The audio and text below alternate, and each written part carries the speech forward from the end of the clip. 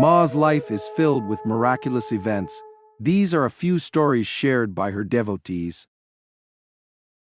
One day we were all sitting with Ma, chatting casually, when suddenly her clothing became completely soaked, as though she had just emerged from a bath.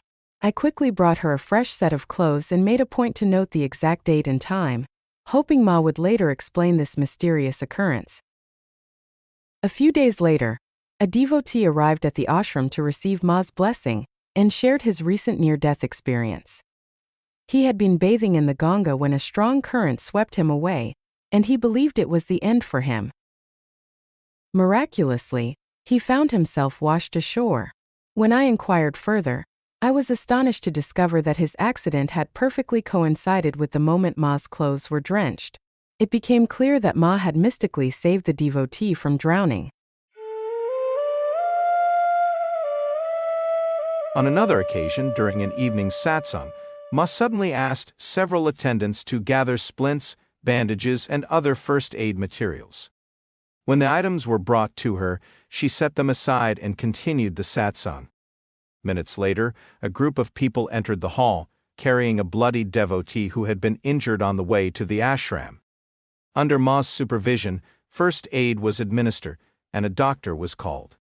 After examining the devotee, the doctor confirmed that everything had been handled perfectly, and there was nothing more for him to do.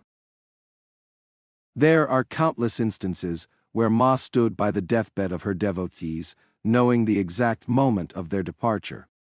She prepared them and guided them through their transition. This is one such case. An elderly, ailing devotee was brought to the Varanasi ashram and laid on the floor at the back of the hall.